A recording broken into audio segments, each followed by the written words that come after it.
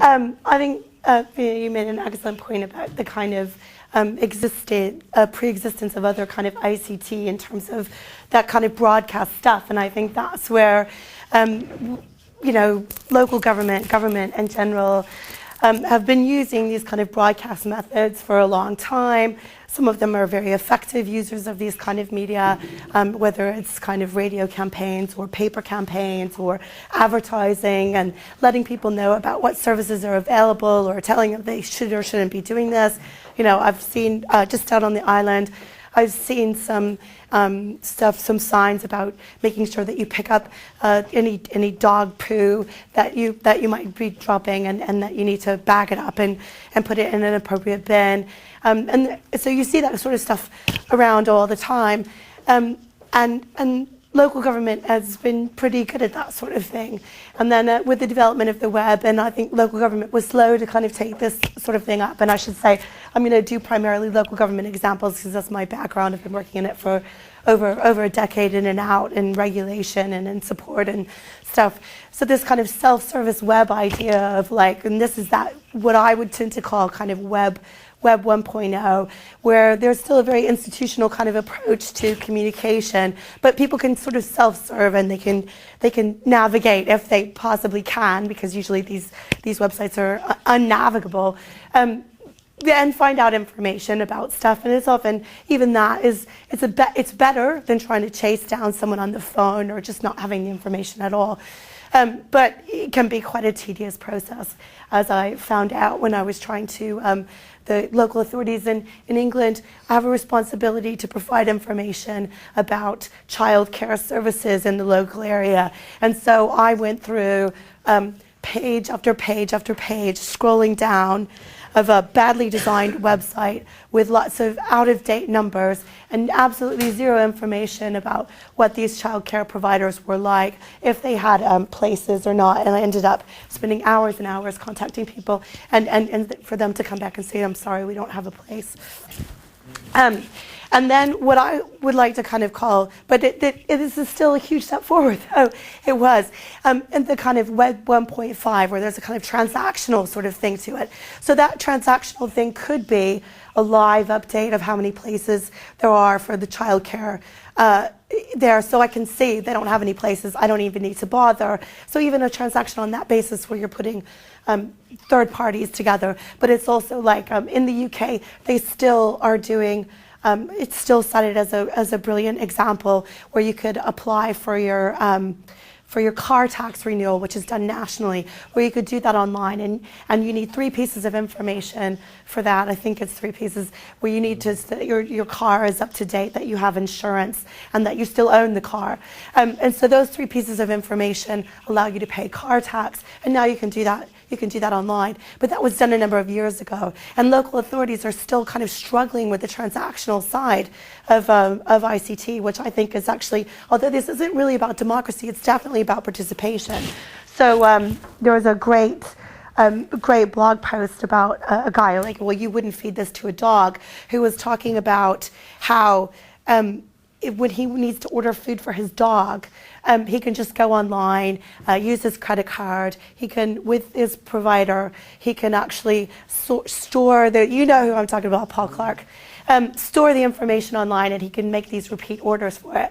But if he wants to pay for lunch for his children in Surrey County Council's school system, then you can't do that at all. You have to write a check. You have to write a check every week, and you have to kind of go through this really long and convoluted process where there's absolutely no reason why you should have to do that. And where you don't have to write a check in some places, you have to re-authenticate yourself with every transaction. And that's the kind of that's a strong difficulty, and consumers who identify themselves through that credit card number don't kind of understand why you need to do that. I don't understand why I had to re-authenticate myself to my local authority when I applied for a school place for my son, when I've been paying tax and doing parking permits there for a long time. But they said, you just don't exist on our system because they were pulling it from voter registration, and I'm not entitled to vote in the UK. So I didn't exist for school places. And they wanted me to come down there with 3 pieces of paper and a proof. And I said, well, look, could you just put his dad on the application? Because he's a voter. And they said, yeah, we can do that. I'm like, okay, well, that's good. But it took a phone call. And then we finally come to the, there's some big steps of improvement, but still lots that needs to be done more.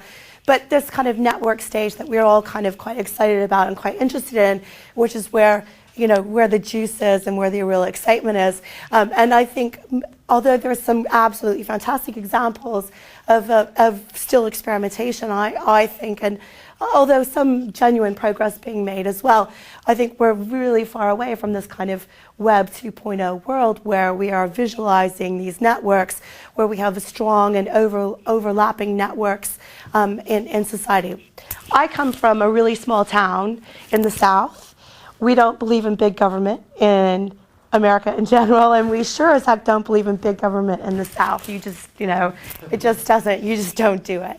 So big society is society where I grew up. If you did my social graph in Facebook, so I've got like, I've got lots of sort of connections all over the world. But if you separate out my little area from my hometown in Lawrenceburg, Tennessee, it's just black fuzz because there's so many dense and overlapping connections in this town. And there are connections by friendship, by school, by church, and by blood, because we're all kind of related to each other as well, because it's a really small town. So we're actually able to, without social media, even though everyone's on social media, everyone's on Facebook, and these are not people with a high degree of educational attainment, I guarantee you. I have friends in Facebook who could appear on comedy websites of What's a Redneck, and I'm dead serious. So there's a lot that's done inside this small town by people through those existing networks. And Facebook just visualizes and facilitates those overlapping networks. So when people said to me big society stuff and people were scoffing at it, they said, what do they want us to do? Do they want us to like plant up the roundabouts?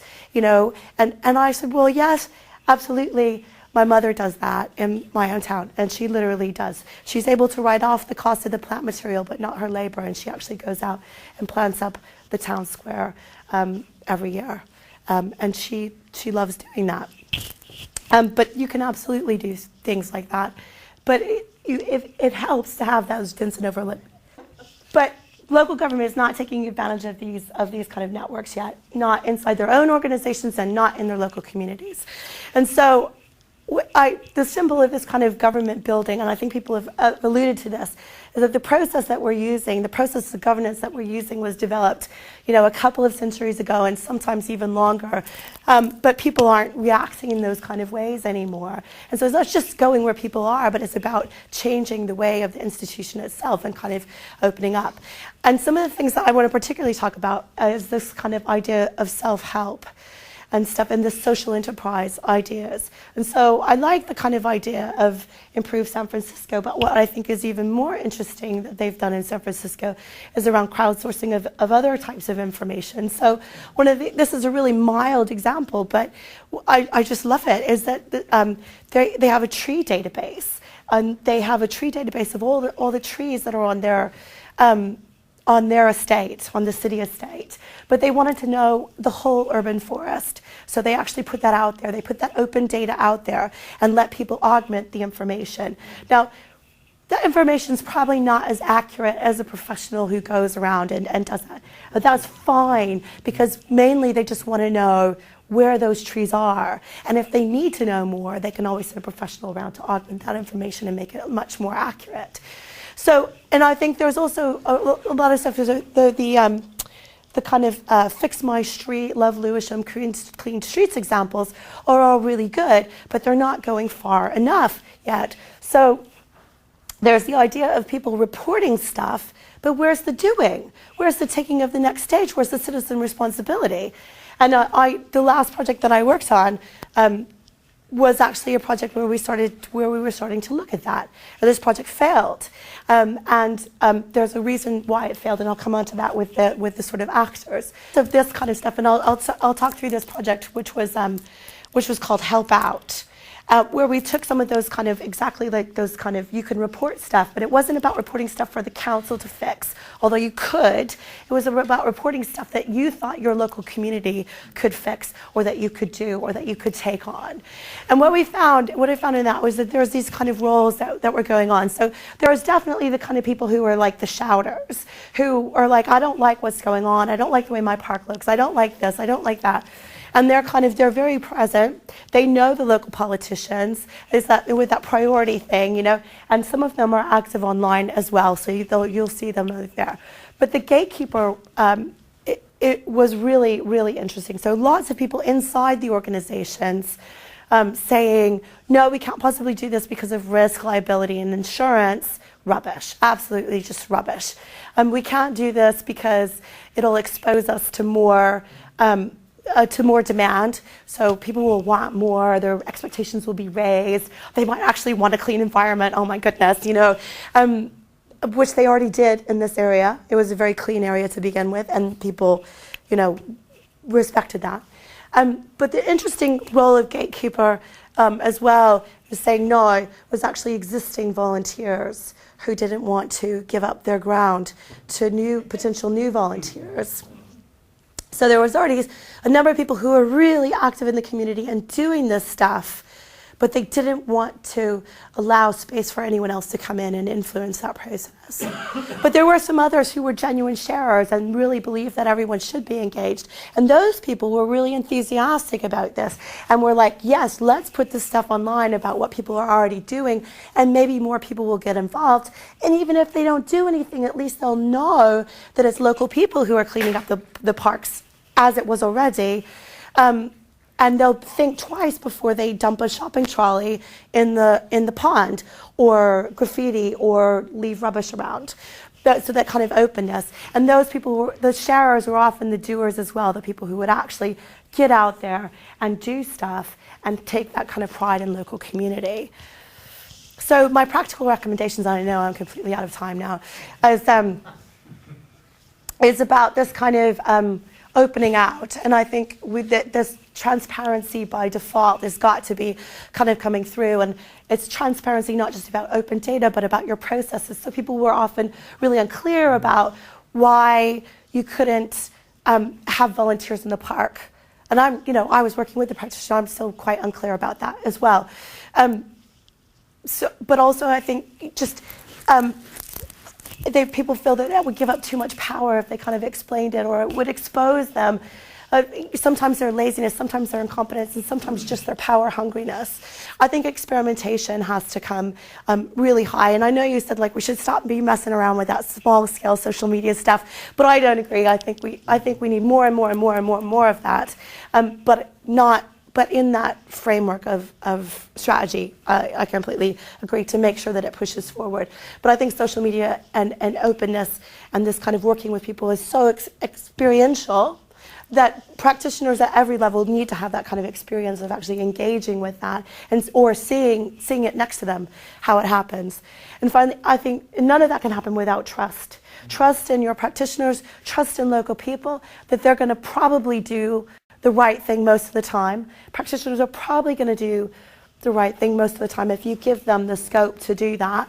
That means that it's okay to fail, as long as you're collecting evidence about why you failed and what's been successful. And so I want to give a big plug to Salar actually for this kind of evidentiary role and bringing people together like this to say, if we want to push those boundaries a bit further forward, then we need to be gathering up the evidence of what's working really well and what's not working really well, and help practitioners use some of these very same tools of overlapping connections and IT-facilitated exchange to find what works and what doesn't work, and continue those experiments in a much more sophisticated and in-depth sort of way.